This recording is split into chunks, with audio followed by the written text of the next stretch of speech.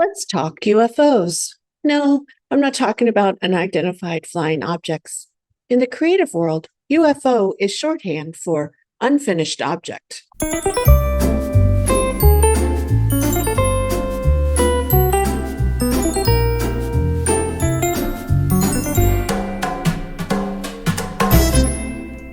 Hey, editing Julie here. Just wanted to let you know that there was something wonky with the lights with this video. I tried recording it different ways. On the video screen or the recording screen, no shadows were showing up, but somehow when it was downloaded and whatever videos do, there were shadows. I recorded it several times, moved and adjusted lights. I don't know what happened. So I apologize for that. Anyway, back to regularly scheduled video. Greetings, kindred time travelers. I'm Dr. Julie Ann McFan, and I'm your guide on this journey into the mid-century world in search of artifacts we can bring back with us into the modern world. Today's time traveling exploration is a little different. Come sit with me as I finish my vintage-inspired apron that I started a year ago and share my thoughts on why projects are left to languish in the land of UFOs. And because algorithms are algorithms, please don't forget to like, subscribe, and click on the notification bell so that YouTube will share the Modern Retro Woman channel with other kindred time travelers. Now, projects become UFOs for a variety of reasons. And in the words of Kenny Rogers, you need to know when to hold them, when to fold them, when to walk away, and when to run. Time is a big factor in not finishing projects. Life happens, and before you know it, the baby you started making a quilt for is now collecting a pension. My mom keeps joking that she'll finish that quilt for my older sister soon. I've heard it said that a fabric and pattern collection reflects the aspirations of the clothes we'd wear and the life we'd lead if we only had time to make the projects we collected the fabric and patterns for.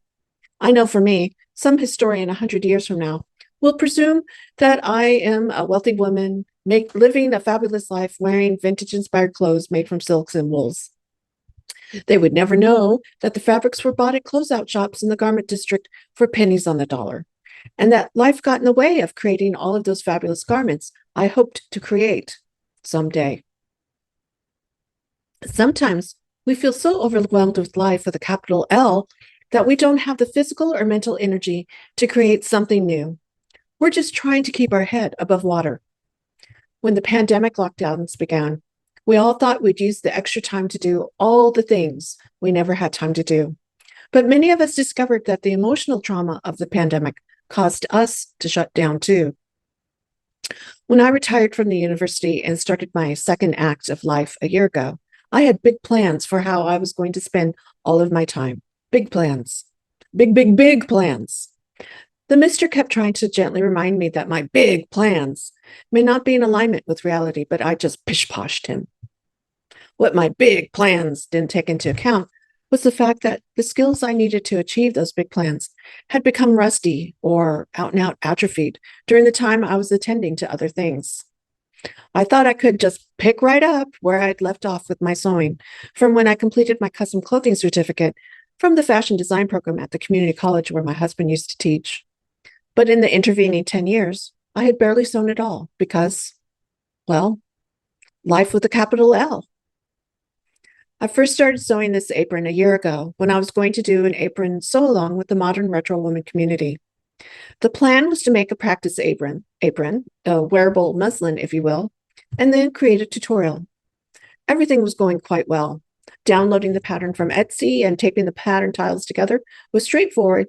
And I was thinking that, well, this is a nice entry pattern for those new to using downloaded patterns.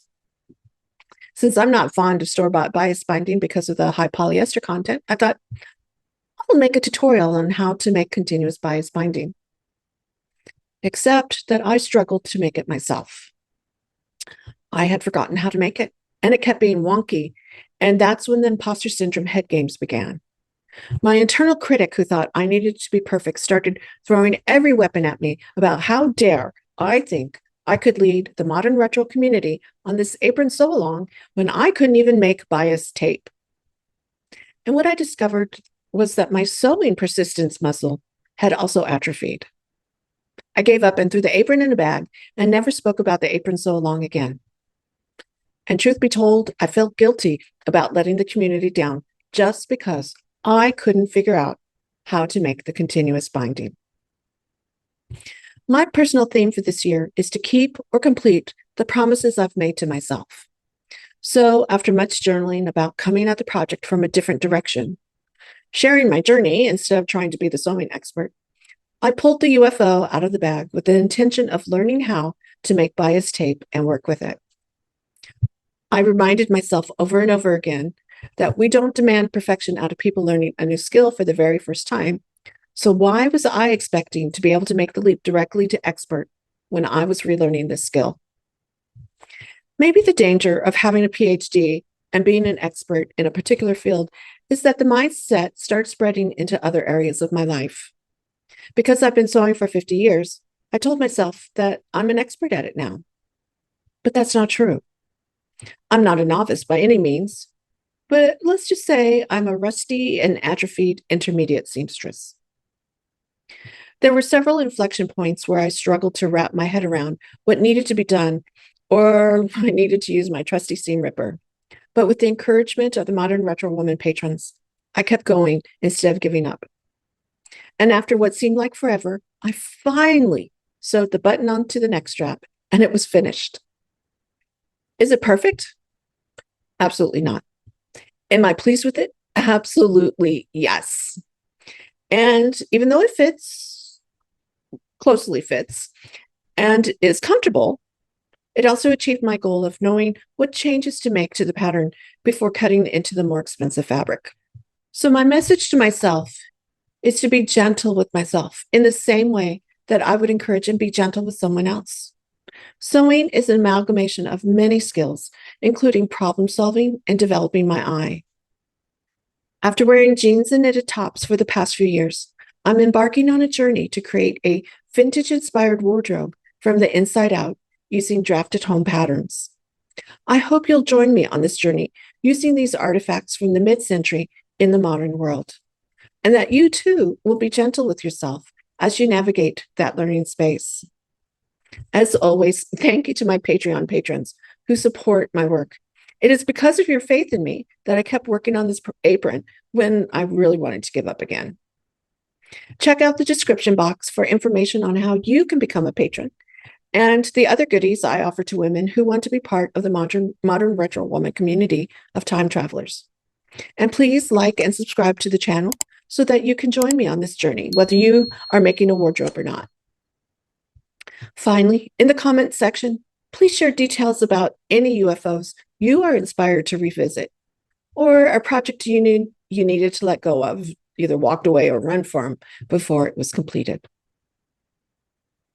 Until next time, I'm Dr. Julianne. Have a fabulous Technicolor day. Bye now.